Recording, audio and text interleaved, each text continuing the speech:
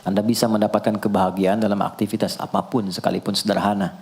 Tapi ketika kebahagiaan itu tidak diiringi dengan ridha Allah, rasanya itu akan selalu sementara. Kita butuh momen-momen baru untuk mendatangkan kebahagiaan itu. Tapi titik poin ketika Allah ridha dengan apa yang kita kerjakan, apa yang kita lakukan, maka Allah akan tanamkan satu cawan yang luas kandungannya, yang bisa menerima setiap keadaan dengan hal yang paling menyenangkan. Apapun yang kita lihat selalu nyaman. Yang kita dapati, kita ridha dengan apa yang Allah berikan. Keadaan itulah yang oleh Nabi itu diungkapkan dengan komen yang sangat simpel tapi dalam isinya. Kata Nabi, ajaban di amril mu'min. Orang beriman itu kalau benar imannya, maka kehidupan itu mengagumkan.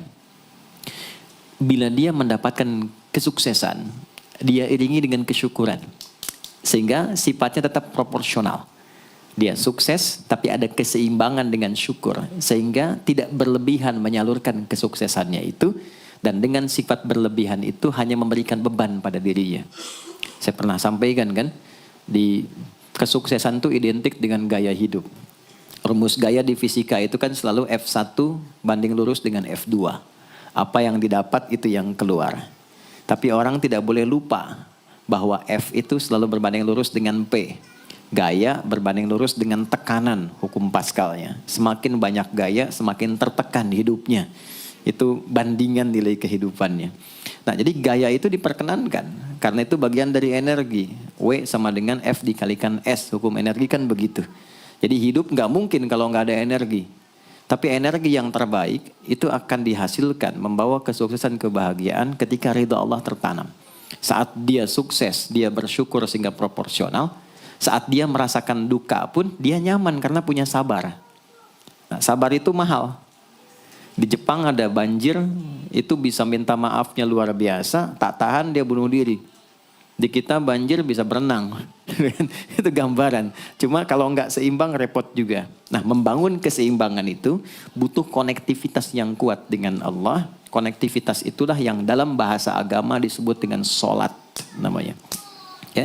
Di pertemuan lalu kita sudah mencakup beberapa bagian dari sholat itu. Tapi saya ingin tekankan sedikit untuk menguatkan. Sholat berasal dari kata wasala atau silatun. Dasarnya kata wasala yang berarti terkoneksi dengan kuat. Terhubung dengan erat. Kita pernah dengar istilah silaturahmi kan? Ya kan? Kalau kita kumpul, bahasa kerennya saya mau silaturahmi kan? Tapi goalnya tercapai nggak? Ya, silaturahmi itu kan dari kata silah. Terhubung dengan erat, rasa sayang dan perhatian. Sehingga parameternya itu bukan saat datang. Kalau datang kita nyapa wajar karena orangnya ada.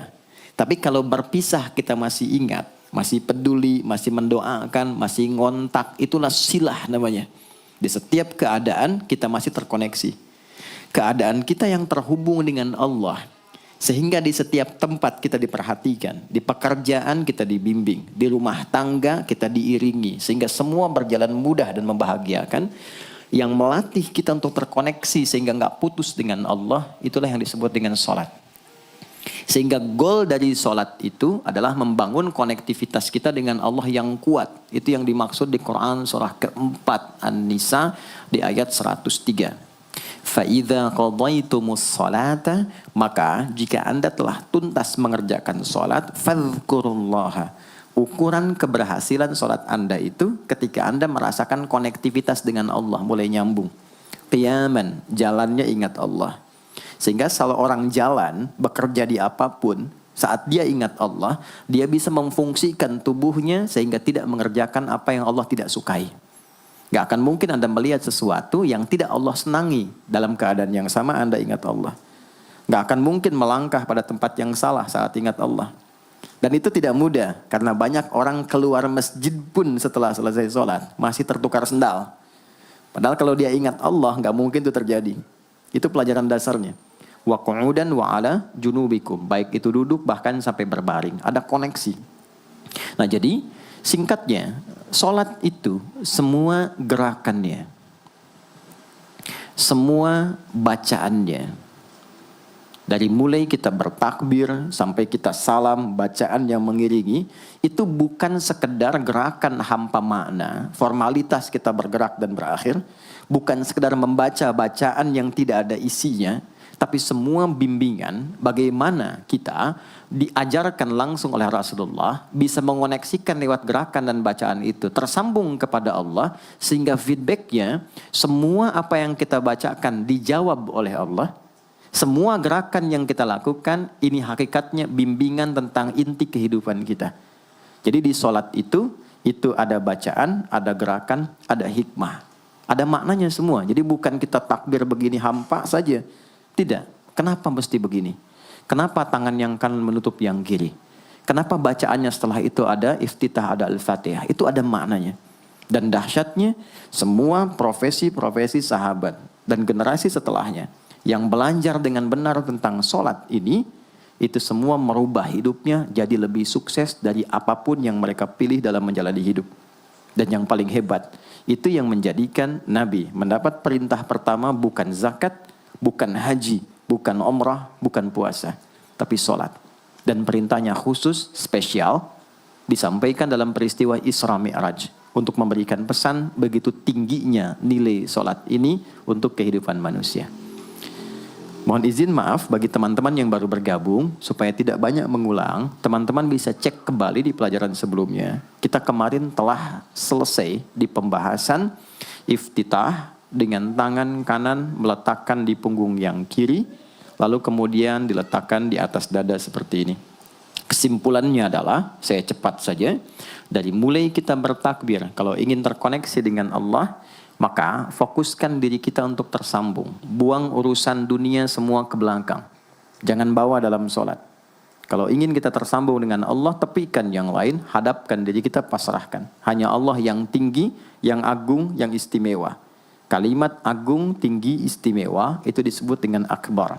Maka kita ucapkan Allahu Akbar. Kita buang semua urusan dunia ke belakang, pasrahkan diri kita, hadirkan sekarang hanya Allah yang agung saja. Itu poinnya. Kenapa problemnya tidak sedikit orang sholat itu sulit menemukan kekhusyuan? Karena dia bertakbir masih membawa dunia. Dia tidak sholat dengan memahami gerakan takbirnya. Dia jadikan sebagai formalitas. Apakah benar? Secara fikih benar. Gugur kewajiban, dapat pahala sesuai keikhlasan, tapi value dari sholat yang mahal itu nggak dapat. Itu poinnya.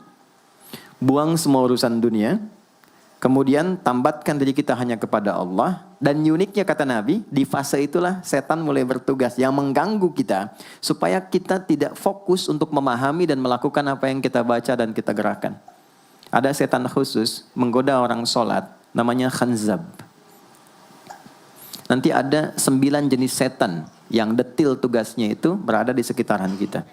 Mungkin satu kali Mas Baim kita belajar tentang fikih setan. Belum pernah ada kan ya? Anda kalau ke sini cuma tahu jalan yang lurus, nggak tahu macetnya, nggak tahu lubangnya, sulit menghindarinya. Kebanyakan orang belajar tentang malaikat, tapi nggak belajar setannya, sehingga nggak tahu setan apa yang sedang memprovokasi dirinya. Di Quran, malaikat disebutkan 88 kali, setan disebutkan 88 kali. Kalau kita cuma dengar motivasinya, nggak tahu provokasinya, kita nggak tahu bagaimana cara menghindari yang ini. Itu poinnya. Khanzab itu dia menggoda orang sholat, dimulai dari takbir. Jadi kalau belum takbir, Anda bisa merasa fokus apa saja. Nggak percaya silakan. Sebelum takbir tuh bisa siap fokus. Tapi begitu Anda mulai bertakbir, di hadis riwayat Abu Daud, Allahu Akbar, fayaqulu syaitanu. Maka di sini setan mulai tugasnya untuk mengganggu orang supaya nggak dapat nilai-nilai tadi. Maka dia berkata, udhkur kadza. Kamu ingat ini ya, kamu ingat itu ya. Betapa Anda memulai dengan membuang semua urusan dunia. Tapi kalau sudah takbir, itu setan yang install. Masuk sendiri dia. Makanya kalau nggak percaya silakan nanti zuhur tuh ya. Begitu Anda takbir, itu masuk semua. Ingat ini, ingat itu, mobil parkir di mana. Sampai ceramah saya sekarang pun itu akan masuk. Ingat ya, ada setan yang goda. Nah itu setan itu. Itu setan sendiri. Membuat kita itu begitu lupa. Sampai lihat ujung hadisnya. Hatta la yash'ural musalli kam raka'atan yusalli. Sampai nanti akan ditemukan orang sholat. Dia tidak sadar berapa rakaat sedang menunaikan sholatnya. Nah itu kalau Nabi sampaikan pasti terjadi. Poin. Untuk kita bisa mengatasi itu, poinnya apa? Quran surah ke-29 dulu, ayat 45. Quran surah 29, Al-Ankabut, ayat 45. Di Islam tuh uniknya begini, istimewanya. Enggak ada satupun ibadah yang hasil kreasi manusia. Semua terukur. Ini dalilnya, alasannya, landasan kita ibadah itu dari Tuhannya ini. Penjelasan contohnya ini dari Nabi. Pakemnya begini, kodifikasi ilmunya seperti ini. Sehingga terjaga sampai kapanpun. Dan tidak ada satupun yang kita kerjakan dalam ibadah, kecuali semua punya landasan yang kuat. Dan hebatnya diterangkan. Ini caranya, ini bacaannya, ini maksudnya seperti ini hikmahnya. Kenapa Anda begini? Kenapa begitu? Hasilnya apa? Ketika seseorang sedang memulai sholatnya, dari awal dia pengen fokus, tapi ketika dia mulai bertakbir, muncul godaan, maka sebelum sholat ditunaikan, Allah sudah ingatkan, Utlu ma uhya ilaika minal kitab. Utlu itu dari kata tilawah, artinya baca, pahami, amalkan apa yang telah dipahami itu.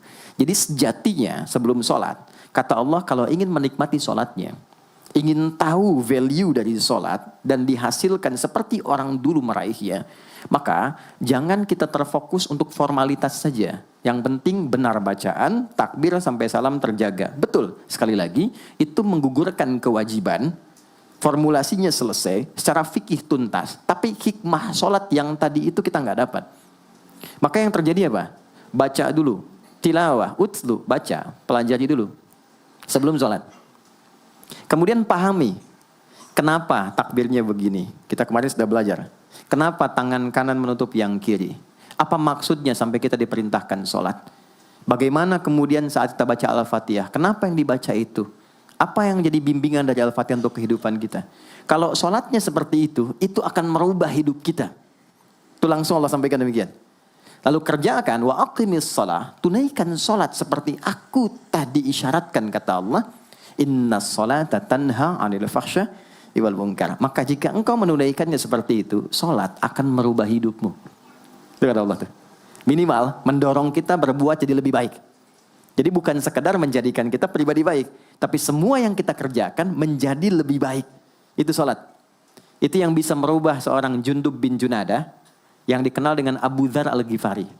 Ini teman-teman, kenapa Ghifar itu viral? Ghifar itu adalah desa pembegal. Jadi semua sekampung begal semua. Sekampung. Pimpinannya namanya Jundub bin Junadah. Jundub bin Junadah. Singkatnya masuk Islam.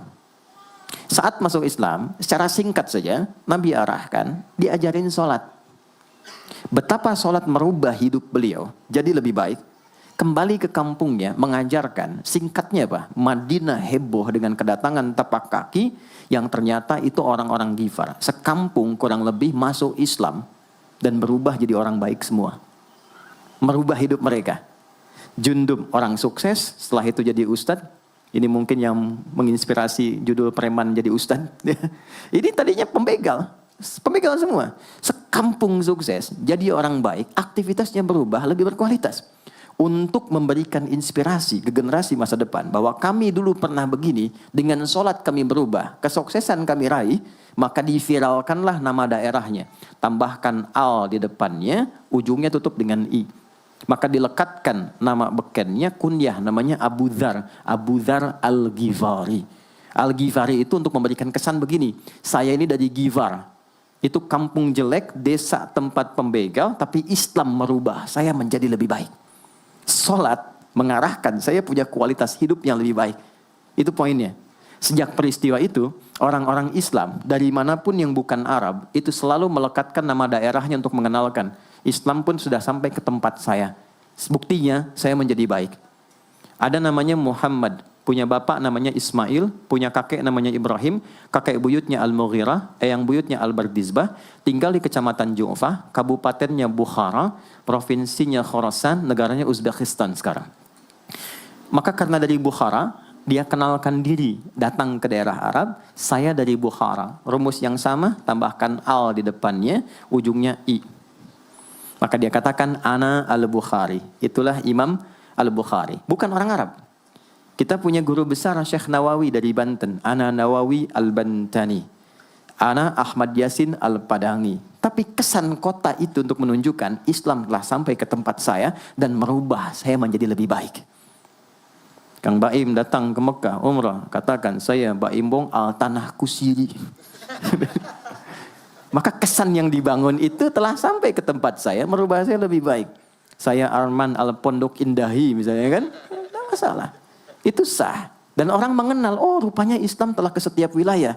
Tapi value-nya sampai enggak. Jangan cuma kita katakan saya dari fulan, saya dari tempat A. Poinnya adalah apa yang merubah engkau dari Islam menjadikan engkau lebih baik.